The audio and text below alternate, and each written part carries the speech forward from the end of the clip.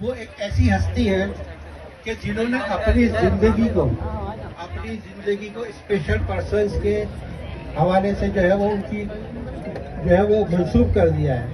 تو ان کی بے شمار یہاں پر خدمات ہیں اور میں دعا کرتا ہوں ظاہر سے کوئی اور نہیں آپ کی اور ہماری سب کی ہر دل عزیز کشور زہرا باجی ہے. تو میں چاہتا ہوں کہ ان کے لیے ایک بہت زوردار تالیاں ہوں کہ ان کی وجہ سے یہ ہمارے لیے ایک بیک بون کی حیثیت رکھتی ہے. بسم اللہ الرحمن الرحیم. شروع کرتے ہوں اللہ کے نام سے جو بڑا مہربان اور نہایت رحم والا ہے. جیسے ہم ڈھونڈنے کے لیے مکہ مدینہ چلے جاتے ہیں، جہاں نمازیں لیے بیٹھے رہتے ہیں، مسجدوں میں جاتے ہیں، مندروں میں جاتے ہیں، سب کرتے ہیں، وہاں جا کے ڈھونڈ رہے ہوتے ہیں اس کو. اور میرا اپنا خیال ہے کہ ان کی اپنی اہمیت ایک جگہ بہت بڑی ہے. لیکن دیکھیے اللہ کبھی اتر کے نہیں آئے گا کہیں، لیکن اس کے میسج، اس کے پیغامات بہت ہوتے ہیں. معذوروں کی صورت میں، غریبوں کی صورت میں، ضرورت مندوں کی صورت میں. تو اللہ کو ڈھونڈنے کے لیے ارد گرد ضرور نظر دوڑانی چاہیے. اور کچھ اتفاق کی بات کہ میرا بچپن سے رجحان اس طرف چلا گیا کہ ایسے لوگوں کے ساتھ بہت وقت گزارا، اور آج بھی گزارتی ہوں، اور میں اس کو انجوائے کرتی ہوں، خوش ہوتی ہوں، ایک سیٹسفیکشن بھی ہوتا ہے. اور یہ احساس مجھے بہت زیادہ ہوتا ہے کہ ہماری سوسائٹی جو ہے وہ شاید اس کمیونٹی کو سمجھ نہیں پائی، قبول نہیں کر پائی. تو میرا پروگرام ہے گرمیوں کی چھٹی میں، یہیں پر میں کچھ کلاسز شروع کرنے والی ہوں کہ how to handle person with disability, اور اس سے میں اسٹوڈینٹس کو لاؤں گی. اور میں اس تجربے میں بہت کامیاب ہوئی ہوں. میں نے بہت عمر کا ایک بڑا حصہ SIUT میں گزارا رضوی صاحب کے ساتھ. تو جتنا کام ہو رہا تھا وہاں پہ اور جس سے عوام کو فائدہ پہنچ رہا تھا، وہ جو محدود آمدنی والے تھے یا آمدنی نہ ہونے کے برابر تھی، ان کے لیے ایک بہت بڑا سہارا بنا وہ. لیکن لوگ اتنا نہیں جانتے تھے، اور میں چاروں طرف دیکھ رہی تھی.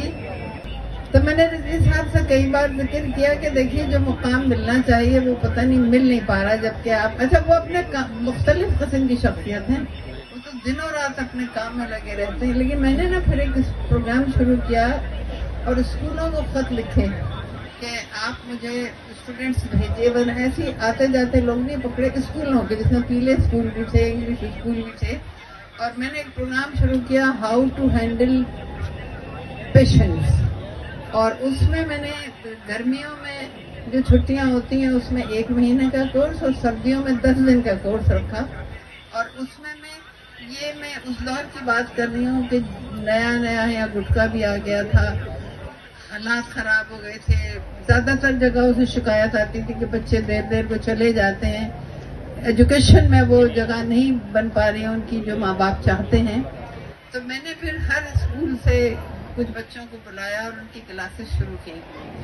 اور ان کو پھر جب مریض دکھائے، ان کی زندگیاں دکھائیں. اور یہ ظاہر ہے کہ SIUT ایک ایسے علاقے قریب ہے جہاں لیاری بھی ہے، جہاں وہی لوگ آتے ہیں جن کی جیب میں کچھ نہیں ہوتا.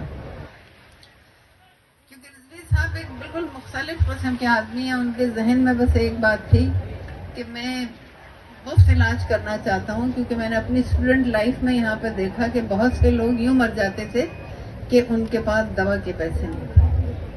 تو وہ اس کو لے کے ایک ایسے ملک میں، ایک ایسے شہر میں کہ جہاں حکومت کے پاس ہوتا تو بہت کچھ ہے، لیکن جہاں دینا ہوتا ہے وہاں کم، جہاں نہیں دینا ان کے اپنے پاس ہوتا ہے. یہ میں خود بہت قریب سے دیکھا ہے سب. تو اس میں نے ان بچوں کی جب ٹریننگ شروع کی تو اس میں ہم جب جسے پروگرام ختم ہوتا تھا تو اس میں ان کے پیرنٹس کو اور اسکول ٹیچرز کو بلاتی تھی، اور اس کے بعد ان بچوں سے بھی بات کرواتی تھی. تو ایک بار ایک ضعیف خاتون آئی اور انہوں نے ہاتھ اٹھایا کہ میں بات کرنا چاہتی ہوں. تو میں نے کہا شاید کوئی غلطی ہو گئی ہم لوگوں سے. میں نے مائک ان کو دے دیا. کہنے کہ یہ بتائیے کہ آپ نے بچے کے ساتھ کیا کیا تھا؟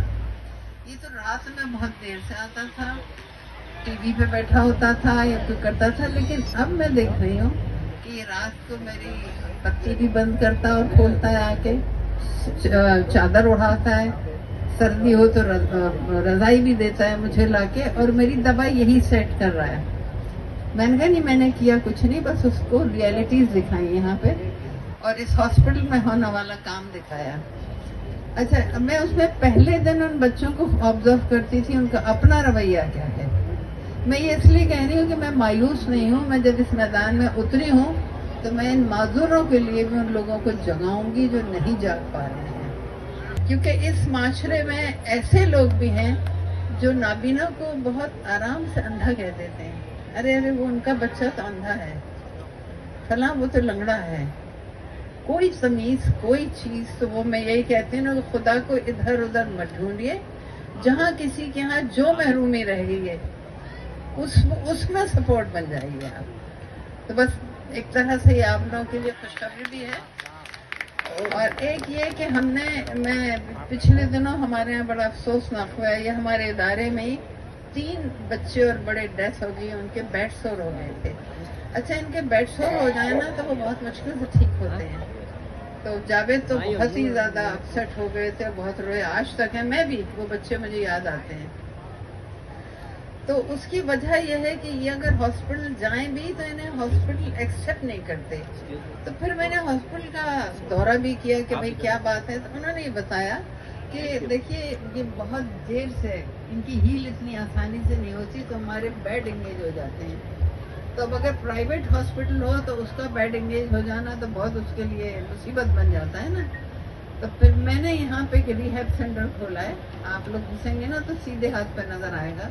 फ्री ऑफ कॉस्ट काम करने वाले डॉक्टर्स मुझे मिल गए। लेकिन अभी क्योंकि हमें फंड्स की भी इतना खुला हाथ नहीं है, तो एक ओपीडी की तरह से ये है कि जो भी माजूर है, कोई चोट लगे, परेशानी हो या कुछ हो, तो ऑन ड्यूटी जो हमारे डॉक्टर्स होंगे वो उसको डायग्नोस करेंगे और उसके बाद फिर उसी हॉस्पिटल, उसी डॉक्टर को मैं रिकमेंड करूंगी कि लेके जाएं, क्योंकि ये यूं ना मर जाएं इस तरह से। तो ये इसकी ओपनिंग आज करनी थी, मगर आज जावेद कह रहे हैं कि गवर्नर आएंगे तो होगी। मैं कह रही हूँ गवर्नर क्या कर लेंगे तो ये 12 भी इंतजार कर रहे हैं उनका।